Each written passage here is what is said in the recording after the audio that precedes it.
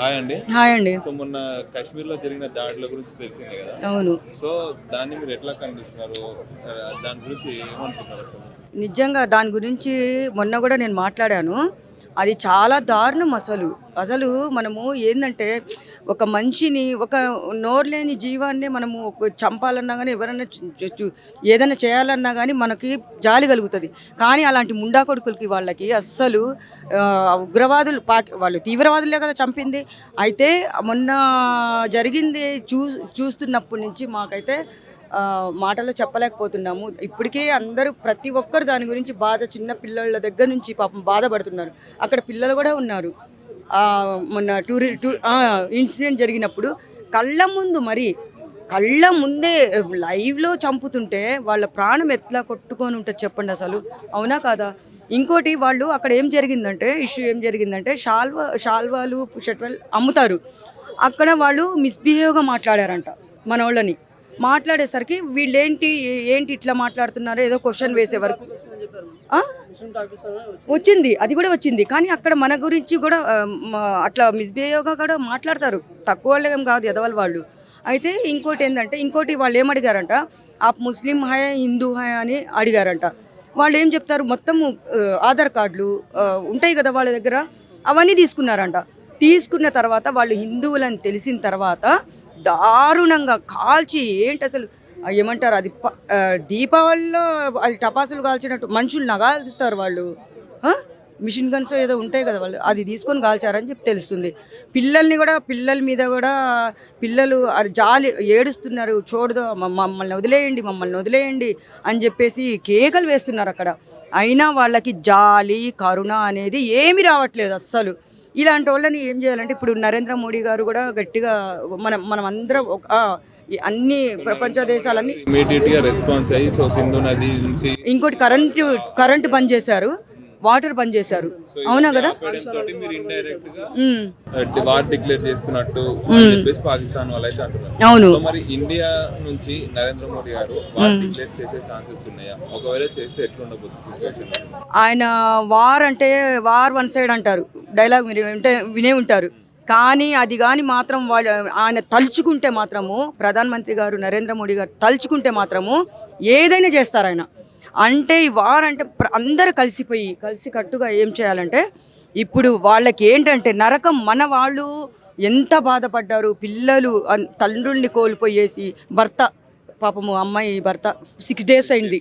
మరీ అది దారుణం కదా. కళ్ళ ముందే చంపేసి ఆయన ఇండియన్ నేవీలో పనిచేస్తారు. ఆయన కూడా మిలిటరీ డ్రెస్ కూడా ఏదో వేసుకున్నారంట కదా, అది నేవీలో పనిచేస్తారంట. అదే వదిలేయండి, ఇట్లా మేము రిక్వెస్ట్ చేస్తాం, మేము ఇక్కడి నుంచి వెళ్ళిపోతాము అని ఎంత వాళ్ళు హిందీ కొంతమంది రాదు కదా పాపం మాట్లాడారు, కొంతమందికి వస్తుంది. వదిలేయమన్నా కానీ కనికరం లేకుండా నా కొడుకులు పిట్టల్ని కాల్చినట్టు కాల్చి చంపారు. ఎంతమందిని కాల్చి చంపారో మనకు తెలియదు. 28 మంది అన్నారు. వచ్చినాయి. అవునవును. ఎట్లా శిక్ష అంటే వీళ్ళని ఉరి శిక్ష వెంటనే వేయద్దు. ఈ చేతులు ఉన్నాయి చూసారా, వాళ్ళని ఎంత వాళ్ళు నరకం అనుభవించి, ప్రాణం అంటే ఒకసారి కాల్చంగానే టక్కని పోతుంది. కానీ వీళ్ళకి అట్లా నరకం చూపియద్దు. 2 చేతులు నిలబెట్టి నరకేయాలి. అది వాళ్ళు నరకం చూసి అనుభవించాలి. నొప్పి ఏంటి, ఆ బాధ ఏంటి, మేము ఇట్లా అన్యాయం, వాళ్ళకి చిన్న పిల్లలు ఉన్నారు, ఆ పెళ్ళైన 6 రోజులైంది, ఆ పిల్లకి పెళ్ళయి వదలమన్నా కానీ కాళ్ళ వెళ్ళ పడ్డారు, మనం వదలలేదు, జాలి కనికరం చూపిలేదు అని చెప్పేసి వాళ్ళు తలుచుకోవాలి. ఎవరికి జాలి అట్లా నేను వాళ్ళకి చేతులు నరకండి అని చెప్తున్నా. వాళ్ళకి తెలియాలి ఆ బాధ అనేది. నేనేం చెప్తున్నాను, వీళ్ళు ఎంత నరకం ఎంత బాధ అనుభవించారో జీవితాంతం ఏడవాలి వాళ్ళు. నేను అది చెప్పట్లేదు, వాళ్ళు నరకం చూడాలి. ఇప్పుడు దొరికిన వాళ్ళు 9 దొరికారని చెప్తున్నారు కదా, ఆ బాధ అనేది వాళ్ళకి తెలియాలంటున్నా. అవును. అవును. ఇంకోటి ఇప్పుడు బాధ అనేది వాళ్ళకు కూడా తెలిసేలా చేయాలి. వెంటనే చంపద్దు. వాళ్ళకి చీము నక్తారు లేదా ఒక అమ్మకి అయ్యకి పుట్టలేదా? సిగ్గు లేదా వాళ్ళకి? వాళ్ళ ఫ్యామిలీలో ఇట్లా ఎవరైనా చంపేస్తే వాళ్ళు ఊరుకుంటారా? వదిలిపెట్టారు కదా. ఇంకో విషయం ఏం తెలిసిందంటే నాకు నిన్న అక్కడే ఒక ముస్లిం అతను వాళ్ళందరినీ సేవ్ చేయడానికి చూశారు పాపం. చూస్తే ఆయనను కూడా చంపేశారు. ఆ గన్స్ అన్ని వద్దు, మీరు చంపకండి, ఆ గన్స్ అన్ని తీసేయండి, పక్కన పెట్టండి అని చెప్తే అతన్ని కూడా చంపేశారు. ఎవరో ఒకళ్ళు ఉంటారు కదా. ఇన్సిడెంట్ జరిగిన తర్వాత ఢిల్లీలో పాకిస్తాన్కి సంబంధించిన ఒక ఆఫీస్లో ఒక అతను కేక్ తీసుకొని వెళ్ళి సెలబ్రేట్ చేయడం ఆ ఘటన కూడా చోటు తీసుకుంది. అతను కేక్ అంటే సంబరాలు చేసుకున్నారా? దేని గురించి?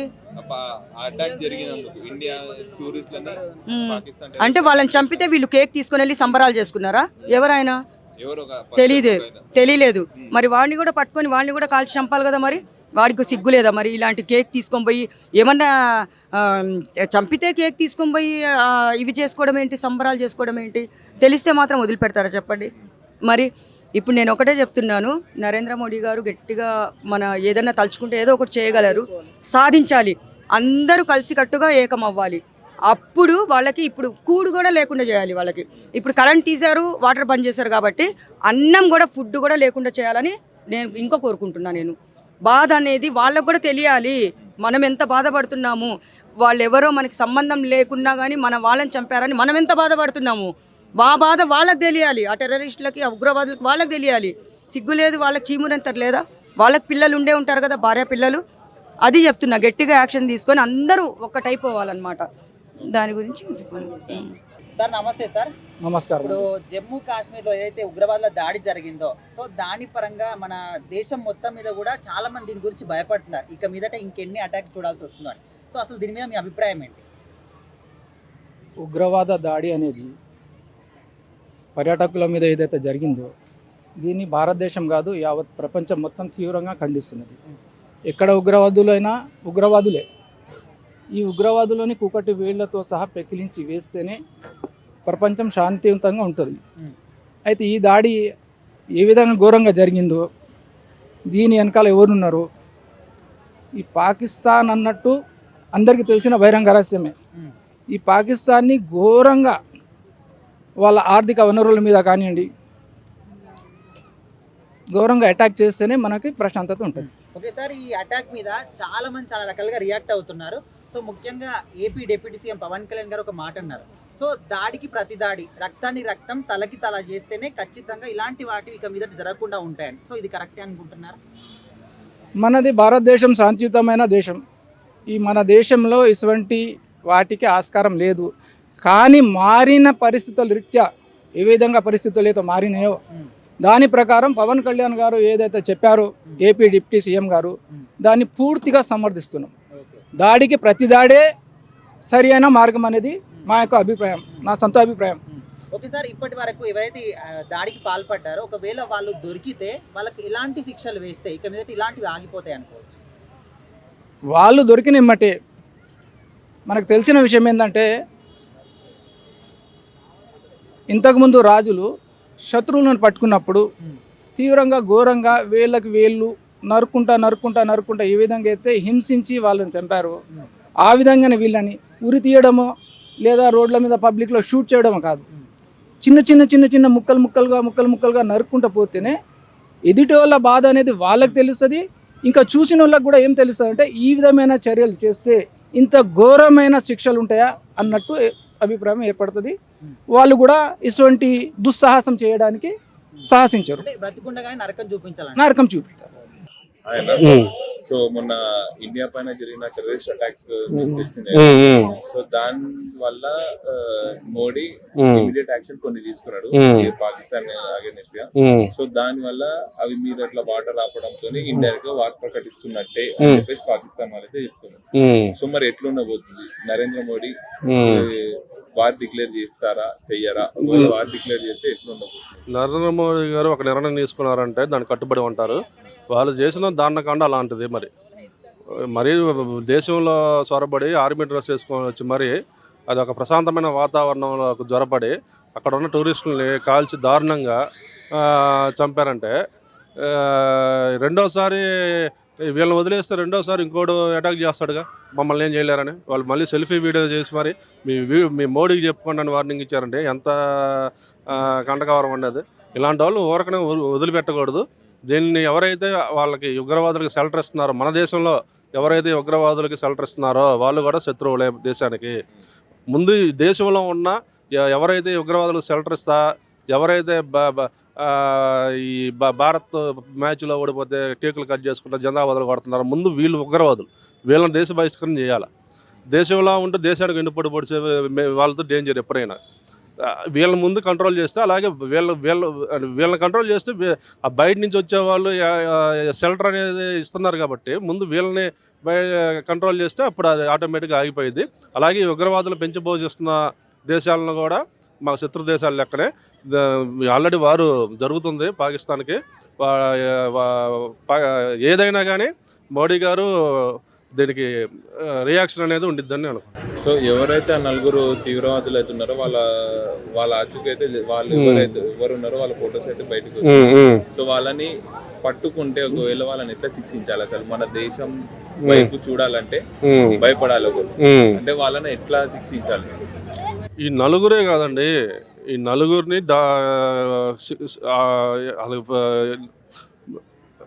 రెండోసారి దేశం మీద అటాక్ చేయడానికి భయపడేటట్టు చేస్తున్నారు ఆల్రెడీ. వాళ్ళ స్థావరాల మీద దాడులు అయితే మొత్తం చేస్తున్నారు. ఈ నలుగురు కాకుండా ఈ నలుగురు వెనక ఇంకా చాలామంది ఉన్నారు. ఈ దేశం వాళ్ళు ఇప్పుడు ఈరోజు ఒక అతను ఎవరో గడ్డమైన మాకు నీళ్ళు ఆపేస్తే మోడీ ఊపిరి ఆపేస్తామని ఏదేదో మాట్లాడుతున్నాడు. ఇలాంటి వాళ్ళని పుట్టగొడుగుల్లాగా పెరిగిపోతున్నారు ఇలాంటి వాళ్ళు మన శత్రు దేశాల్లో. ముందు ఎవరైతే ఈ ఉగ్రవాదులను పెంచి పోషిస్తున్న దేశాలు ఉన్నాయో వాటి మీద ప్రపంచ దేశాలన్నీ ఒకటయ్యి ఈ ఉగ్రవాదం పెంచి పోషిస్తున్న దేశాలను అణచివేయాలి. ఉగ్రవాదాన్ని అణచివేస్తే అప్పుడు ప్రపంచం మొత్తం శాంతి భద్రతలో ఉండిద్దని నేను కోరుకుంటున్నాను. సో ఇప్పుడు మనకి ఇజ్రాయెల్ సపోర్ట్ అయితే మన ఇండియాకి వస్తుంది, అమెరికా నుంచి సపోర్ట్ వస్తుంది. సో మరి అట్లాగే చైనా సపోర్ట్ మనకి ఎట్లానూ ఉండదు, మనకి ఉండదు కాబట్టి పాకిస్తాన్కి మనం సపోర్ట్ చేస్తాం. ఎవరైతే పాకిస్తాన్కి ఇప్పుడు జరుగుతున్న యుద్ధంలో సహకరిస్తారో వాళ్ళు మా శత్రువులు లెక్కనే. ఇది వాళ్ళకి మాకు జరుగుతున్న వారు. ఎందుకంటే వాళ్ళు డైరెక్ట్గా బహిరంగంగా వచ్చి చంపి మరి మోడీ గారికి వార్నింగ్ ఇచ్చి వెళ్ళారు. అంటే ఇది చూసి కూడా మీరు ఆ దేశానికి సపోర్ట్ చేస్తున్నారంటే మీరు మా శత్రువులు లెక్కనే. దీంట్లో ఎవరు ఇన్వాల్వ్ కావద్దు. ఏ దేశం వాళ్ళు కూడా, ఏ దేశం వాళ్ళు ఇన్వాల్వ్ అయినా ఈరోజు ఇండియా వాళ్ళని ఎదుర్కొనే సత్తా ఉంది. ఈరోజు ఒక శక్తివంతమైన నాయకుడు ఈరోజు దేశ ప్రధానిగా ఉన్నాడు. మన దగ్గర కూడా అణుబాంబులు అయితేమి, యుద్ధ విమానాలు అయితేమి అన్నీ సంబంధించిన మెయిన్ మిషన్స్ అన్నీ ఉన్నాయి. దేశం మీద ఎవరైనా దాడి చేయాలో చూసినా 10 సెకండ్స్లో వాళ్ళు ఆలోచించే లోపల వాళ్ళ దేశం నేలమట్టం అయిపోయింది. వాళ్ళకి శిక్ష ఎట్లుంటే బెటర్ అనుకుంటున్నారు? మనకి ఎట్లుండాలి అసలు వాళ్ళకి? మనం ఇంకోసారి మన దేశం వైపు చూడొద్దు అంటే వాళ్ళకి ఎట్లాంటి శిక్షలు వేయాలి? వాళ్ళని బహిరంగంగా ఎక్కడైతే వీళ్ళు చంపారో అదే ప్లేస్లో బహిరంగంగా కూర్చోబెట్టి వాళ్ళ తల నరికేస్తే సరిపోయింది. Bro hi bro. నమస్తే భయ్య. సో జమ్మూ కాశ్మీర్లో ఏదైతే ఉగ్రవాదుల దాడి జరిగిందో, సో దానికి AP deputy CM Pawan Kalyan garu కొన్ని కామెంట్స్ చేశారు. సో దాడికి ప్రతి దాడి, తలకు తల, రక్తానికి రక్తం అనే విధంగా. సో ఈ కామెంట్స్ ని మీరు సపోర్ట్ చేస్తారా? సపోర్ట్ చేయడం అంటే ఇప్పుడు ఏంటంటే ఆల్రెడీ 2 ప్రపంచ యుద్ధాలు అయిపోయాయి. మరి మనం ఇలా చేసుకుంటూ వెళ్తే ఇది ఏంటంటే కక్ష అనే ఉంటుంది అనమాట. మనకేంటో మన ఏదైతే చేస్తాడో దానికి మరి తిరిగి చేయాలని చెప్పి అలా చేయడం అనేది మన అంటే వేరే వాళ్ళు ఏమో చేద్దాం కానీ భారతదేశంలో అలాంటి లేవన్నమాట. ఓకే చెప్పడం వరకు ఓకే, కానీ అది పాటిస్తే మళ్ళీ 3వ ప్రపంచ యుద్ధం అయ్యే అవకాశం ఉంది. అంటే పవన్ కళ్యాణ్ గారిని నేను విమర్శిద్దామనో, పవన్ కళ్యాణ్ అభిమానుల్ని నేనేదో చేద్దామనో కాదు. పవన్ కళ్యాణ్ గారిని నేను పెద్ద అభిమానిని. కాకపోతే అంటే నాకు అనిపించింది చెప్తా ఉన్నాను అనమాట. ఎందుకంటే ప్రశాంతం భారతదేశంలో ఫ్రీడమ్ అనేది ఉందన్నమాట. నువ్వు ఎక్కడికైనా వెళ్ళొచ్చు, ఏమైనా చేయొచ్చు. జరిగిన తర్వాత దాని తర్వాత పరిణామాలు మనకు ప్రభుత్వం అనేది చర్యలు తీసుకుంటుంది. ఏం జరుగుతుంది, ఏం సంగతి, ఆ టెర్రరిస్ట్ ఎవరైనా సంగతి అంటే అహింస అనుకుంటే ఇప్పుడు వాళ్ళని మనం మిత్రపక్షంగా అనుకుంటున్నాం, కానీ వాళ్ళు ఎప్పటికీ కూడా మన శత్రువు లాగానే చూస్తున్నారు. అలాంటప్పుడు దాడికి ప్రతిదాడి కరెక్ట్ కదా? ప్రతిదాడి కరెక్ట్ అంటే అవతల వ్యక్తి మనల్ని ఎలా చూస్తున్నారో మనం అవతల వ్యక్తిని అంటే చూడాలనేది అది చాలా తప్పు అనమాట. వాళ్ళని మనం అసలు ఎందుకు అలాంటి జరుగుతున్నాయి? ఫస్ట్ ఆఫ్ ఆల్ ఓకే, మనకి వాళ్ళకి అయిపోయి చాలా సంవత్సరాలు గడిచిపోయింది అనమాట. దాని తర్వాత ఇంత గ్యాప్లో ఎందుకు ఇలా చేశారు, ఏంటి సంగతి అని చెప్పి వాళ్ళని ఫస్ట్ కమెంట్లోకి తీసుకొని దాని తర్వాత జరగాల్సిన మంచిది. మరి అటాక్ పరిష్కారం ఏంటి అనుకోవచ్చు? మరి ఓకే, ఆల్రెడీ వాళ్ళు ఐడెంటిఫై అయ్యాయి అనమాట ఎవరు ఏంటి సంగతి అని చెప్పి. వాళ్ళని ప్రభుత్వం అనేది చర్యలు తీసుకొని అంటే వాళ్ళ వెనక పాకిస్తాన్ వారి హస్తం ఏమన్నా ఉందా, లేదంటే వీరే కక్షతోటి భారతదేశం మీద ఉన్న ఆ కోపంతో ఏమైనా చేశారా అని ఆలోచించి, ఒకవేళ పాకిస్తాన్ వాళ్ళే ఇలా పంపించి ISO అనే ఒకటి ఉంటుంది అనమాట పాకిస్తాన్లో, వాళ్ళే ఏమైనా పంపించి ఏమైనా చేశారా ఇంటి సంగతి అని చెప్పి పరిష్కరించాలని కోరుకుంటాను. మరి అన్న నమస్తే అన్న. చెప్పండి. ఇప్పుడు దేశం అంతా కూడా ఉలిక్కి పడుతున్న న్యూస్ ఏంటంటే జమ్మూ కాశ్మీర్ లో జరిగిన ఉగ్రవాదుల దాడి. సో దానికి మీ అభిప్రాయం ఏంటి అసలు? అభిప్రాయం ఏముంటుంది బ్రదర్, ఇప్పుడు ఎవరైనా అలాంటి చర్యలు ఎవరైనా ఖండించాల్సిందే. ఏ పార్టీలకు అతీతంగా ఇటు స్టేట్లో కానీ సెంట్రల్లో కానీ అందరం ఏకమై ఉగ్రవాదాన్ని అణచివేయాలి. అది మన బాధ్యత. ఒక ఇండియా పౌరునిగా చెప్తున్నా, ఏ పార్టీలకు సంబంధం లేదు. ఆల్ పార్టీ, బీజేపీ ఉండని, కాంగ్రెస్ ఉండని, బీఆర్ఎస్ ఉండని, తెలుగు రాష్ట్రాలు ఎక్కడ ఉండని. నిన్న చంద్రబాబు నాయుడు కూడా అదే చెప్పిండు, దేశం గురించి అందరం ఏకం కావాలి. నిన్న వాళ్ళ క్యాబినెట్ కూడా జరిగింది, నిన్న సెంట్రల్ క్యాబినెట్. ఈ విషయంలో ఈరోజు మా ముఖ్యమంత్రి రేవంత్ రెడ్డి గారి పిలుపు మేరకు ఈరోజు మేము ట్యాంక్ బండ్ మీద క్రొవ్వొత్తుల ర్యాలీ నిర్వహిస్తున్నాం. దానికి మేము అందరం సంసిద్ధమైనాం. ఎలాంటి చర్యకైనా వాళ్ళ కవ్వింపు చేసిరు కాబట్టి దానికి ప్రతిచర్య తప్పకుండా ఉంటుంది. నరేంద్ర మోడీ గారు దాని దేశంలో అందరి ఆల్ పార్టీ నిన్న మీటింగ్ కూడా ఈరోజు అయింది, ఆల్ పార్టీ మీటింగ్. దానికి కూడా అందరం సపోర్ట్ ఉన్నాం. పార్టీలకు సంబంధం లేకుండా అందరం ముందుకెళ్తున్నాం. అన్న ఇప్పుడు ఈ ఉగ్రవాదుల దాడికి దేశవ్యాప్తంగా మన దేశం ప్రతి ఒక్క సామాన్య ప్రజలు కూడా వాయిస్ రైజ్ చేస్తున్నారు. అయితే ముఖ్యంగా AP deputy CM Pawan Kalyan garu కొన్ని కామెంట్ చేశారు. అవును. దాడికి ప్రతి దాడి, తలకు తల, రక్తానికి రక్తం అని. సో ఈ కామెంట్స్ మీరు ఏ విధంగా సమర్థిస్తారు? తప్పకుండా ఇది కరెక్ట్గానే మాట్లాడిన ఆయన. ఎందుకంటే మనం నిన్న మొన్న పక్క దేశాలు కూడా చూసినాం. ఉక్రెయిన్, రష్యా కానీ, ఇజ్రాయిల్, ఇరాన్ కానీ ఎవరైనా కవ్వింపు చేస్తే పక్క దేశాలు ఎవరు ఊరుకోరు. ఎందుకంటే ఇది దేశ టోటల్ ఎట్లుంటుంది అంటే టూరిస్టు వచ్చేవాళ్ళు పోయేవాళ్ళు అందరికి ఇబ్బందికరంగానే ఉంటుంది టెర్రరిస్ట్ అనేది. ముంగట దీన్ని తీసుకోవాలంటే ఏం చేయాలంటే అందరూ ఏకమై దీన్ని టెర్రరిస్ట్ అని అణచివేయాలి. మెయిన్ ముఖ్యంగా ఇది. ఇలాంటి మళ్ళీ పునరావృతం కాకుండా చూడాలి. అన్న నమస్తే అన్న. హాయ్ అన్న నమస్తే. ఇప్పుడు జమ్మూ కాశ్మీర్లో ఏదైతే ఉగ్రవాదుల దాడి జరిగిందో, సో దానికి గాను సామాన్య ప్రజలందరూ కూడా ఇప్పుడు వాయిస్ రైజ్ చేస్తున్నారు. సో మీరేం చెప్తారు దాని గురించి? తప్పకుండా అండి, ఎందుకంటే ప్రశాంతమైన జమ్మూ కాశ్మీర్ని ఇంత ఉగ్రవాదుల దాడితోటి ఇంత బీభత్సం సృష్టించారు. తప్పకుండా వాళ్ళకు కఠిన శిక్షలు అమలు చేయాలనే కోరుకుంటున్నాము. అదేవిధంగా నరేంద్ర మోడీ కూడా ఈ నా కొడుకులను వదిలిపెట్టము, మట్టిలోనే కలిపేస్తా అన్నారు. మేము చాలా స్వాగతిస్తున్నాం, చాలా హ్యాపీగా ఫీల్ అవుతున్నాం. ఎందుకంటే నరేంద్ర మోడీ గారిని ఎన్నుకున్నది ఏదో పెట్రోల్ రేట్లు పెంచుతారనో, లేదంటే పెట్రోల్ రేట్లు తగ్గిస్తారనో, గ్యాస్ రేట్లు తగ్గిస్తారనో, ఆయిల్ రేట్లు తగ్గిస్తారనో, పప్పు రేట్లు తగ్గిస్తారనో కాదు. దేశ భద్రత కోసమే నరేంద్ర మోడీ గారిని ఎన్నుకోవడం జరిగింది. ఎందుకంటే కాంగ్రెస్ ప్రభుత్వం చూసినట్టయితే అది పూర్తి కాంగ్రెస్ అంటే వాళ్ళు ఉన్నప్పుడల్లా, కాంగ్రెస్ పార్టీ ఉన్నప్పుడల్లా అధికారంలో మనం చూసినట్టయితే గతంలో కానీ లుంబిని పార్క్లో దాడులు కానీ, లేదంటే దిల్సుఖ్ నగర్లో బాంబు పేలుళ్ళు కానీ, ముంబైలో ఇప్పుడు దాడులు జరగడం కానీ అనేక బాంబు పేలుళ్ళు. అందుకనే నరేంద్ర మోడీ గారిని ఏరుకోరి దేశం కోసం ఎన్నుకోవడం జరిగింది. సో అదేవిధంగా నరేంద్ర మోడీ గారు కూడా పనిచేస్తున్నారు. ఎందుకంటే మనం చూసినట్టయితే ఇప్పుడు ఈ గడిచిన 2-3 రోజుల నుండి కూడా నరేంద్ర మోడీ గారు దగ్గరుండి భద్రత రక్షణ చర్యలను కూడా దగ్గరుండి సమీక్షిస్తున్నారు. సో చాలా హ్యాపీగా ఉంటున్నాము. అన్న ఇప్పుడు అక్కడ జరిగిన దాడిలో ముఖ్యంగా పురుషుల్ని టార్గెట్ చేసి వాళ్ళని చంపేయడం కావచ్చు, ఒక కూతురు ముందు తండ్రిని, భార్య ముందు భర్తని, అసలు దీనికి అంతటి కారణం ఏంటనుకోవచ్చు? ఉగ్రవాదులకు ఒకటే అండి, హిందువులను వాళ్ళని ఎట్లయినా మొత్తం ఈ దేశమంతా పాకిస్తాన్గా మార్చాలనేది ఒక ఉగ్రవాదుల కుట్ర. సో అదేవిధంగా ఏంటంటే జమ్మూ కాశ్మీర్లో టూరిజాన్ని దెబ్బతీయాలి, అదేవిధంగా మన భారతదేశంలో శాంతి భద్రతలు లేకుండా చేయాలనేది వాళ్ళ ఒక ముఖ్య ఉద్దేశం అండి. ఎందుకంటే మనం చూసినట్టయితే ఈ నరేంద్ర మోడీ గారు వచ్చిన తర్వాత ఇప్పుడు చాలా వరకు తగ్గిపోయినాయి. అయినా కూడా ఇంకా ఇలాంటి వాళ్ళు ఇంకా విచ్చలవిడిగా ప్రవర్తిస్తున్నారు. మీరు అన్నట్టు మగవారి పైన దాడి చేయడం, ఇంకా అది వాళ్ళ మర్మాంగాలను చూసి వాళ్ళు ముస్లిమా కాదా అని చంపడం అనేది ఎంత పాశవిక చర్య అంటే అది దాన్ని ఖండించరాని విధంగా కూడా ఉంది. అసలు అది తలుసుకుంటేనే ఒళ్ళంతా గగురు పొడుస్తుంది.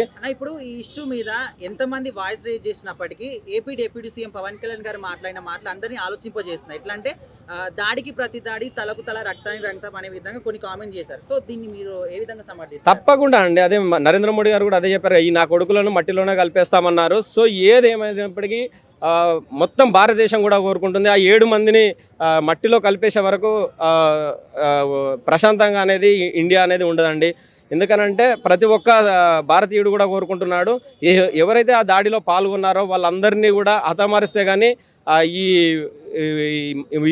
ఈ చర్య అనేది ఆగదు. అందుకే ఇప్పుడు పవన్ కళ్యాణ్ గారు కూడా ఈ రోజు కాదు, సనాతన ధర్మం గురించి అతను ఇండియా గురించి ప్రతి ఒక్క చోట కూడా అతను చెప్తూనే వస్తున్నాడు.